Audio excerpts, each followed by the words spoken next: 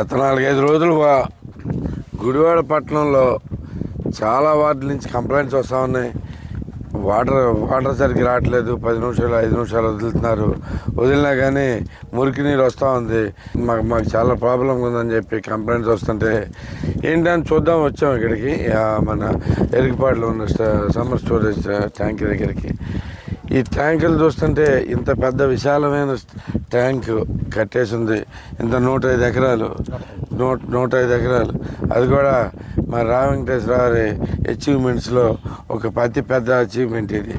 ఇవాళ కొద్దిగా గొప్ప గుడివాడ ప్రజలు మంచినీళ్ళు తాగలుగుతున్నారంటే ఆయన అచీవ్మెంట్ అది. ఇదే మీరు చూసుకుంటే పక్క చెరువేమో శాంతం, ఇటు పక్క చూస్తే ఇదంతా గండి పడిపోయి అక్కడ స్టోరేజ్ పూర్తిగా పనికి రాకుండా పడిపోయి ఉంది. మొట్టమొదటి నుంచి ఉన్నది. ఎండాకాలం వస్తుంది, దీంట్లో వాటర్ చూస్తేనేమో మరి 4-5 రోజులకి వస్తాయంటున్నారు, 5-6 రోజులకి వస్తాయంటున్నారు. ఒక 5-6 రోజుల్లో కాలువలు వస్తాయంటున్నారు. ముందు ఆలోచన లేకుండా, వివేకం లేకుండా ఎప్పుడైనా కానీ ప్రజాప్రతినిధులు అనేవాళ్ళు ఇవన్నీ ముందే ఆలోచించాలి. అధికారులతో సమీక్షలు చేసుకోవాలి. ఎలా అవుతుంది, మంచినీళ్ళు ఎలా వస్తున్నాయి, మంచినీళ్ళు ఎలా పోతున్నారు, ఎప్పుడు దాకా వస్తాయి అనేది చాలా చిన్న విషయం. ఎన్ని రోజుల పనికి వస్తే ఇంకెంత కావాల్సి వస్తుంది అనేది మరి ఎలా ఫిల్ చేద్దాం అనుకుంటున్నారు. ఇంటర్వ్యూలు అయితే కనుక ఆలోచన అనేది లేకుండా, వివేకం అనేది లేకుండా పోతూ ఉంది. తెలుగుదేశం ప్రభుత్వంలో ఎప్పుడైనా కానీ ప్రతి దానిలోనూ ప్లానింగ్ ఉండేది. ఈ ప్లానింగ్ పూర్తిగా కరువు అయిపోయింది. నేను అదే చెప్తా ఉన్నాను.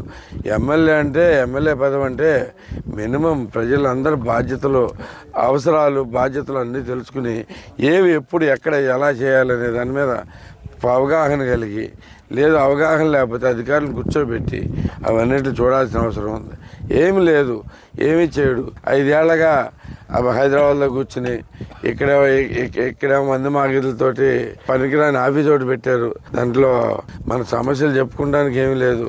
ఇలాంటి దుర్మార్గంగా పరిపాలించుకుంటూ వస్తాడు. ఇప్పుడన్నా కళ్ళు తెరిచి మీరు ఒకసారి గుర్తు తెచ్చుకుంటే చంద్రబాబు గారు లాస్ట్ ఇయర్ 2019 అయిపోయే ముందు ఎన్నో సమీక్షలు పెట్టి ప్రతి విషయం మనం ఎలక్షన్ కొన్ని విషయాలు మనం ఈ టైంలో చేయలేము, ఎలక్షన్ కోడ్ వచ్చిన తర్వాత అని చెప్పేసి ఆయన ముందే సమీక్షలు పెట్టుకుని ప్రతిదీ ముందుగా చూసుకుని చేసుకుంటూ ఉంటాడు. ఎలక్షన్ టైం కాబట్టి లేనప్పుడైతే ప్రతి సమస్యకి ఆయన సమీక్షలు చేసుకునేవాడు. ఎలా సాల్వ్ చేయాలో చూసుకునేవాడు.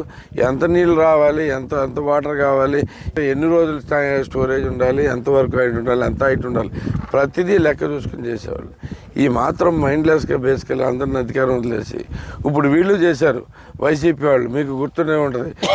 వీళ్ళు సమీక్షలు చేసుకుని ఇప్పుడు ఏ కాంట్రాక్టర్కి ఎంత ఇచ్చేయచ్చు, వాళ్ళ దగ్గర నుంచి ఎవరు ఎక్కువ కమిషన్లు ఇస్తున్నారు వాళ్ళకి అందరు పేమెంట్లు ఇచ్చేద్దామని చెప్పేసి, వృద్ధులకు పెన్షన్ లేకపోయినా పర్లేదు ముందు కాంట్రాక్టులకు ఇచ్చేద్దాం, మన ఆస్పత్రి కాంట్రాక్టులు అందరినీ పిలిచి డబ్బులన్నీ పనిచేసి దాని మీద చూస్తున్నారు. ఇంత తెలివి, ఇంత ఇది జనాలకు అవసరానికి కూడా పెడితే మీకు చాలా బాగుండేది.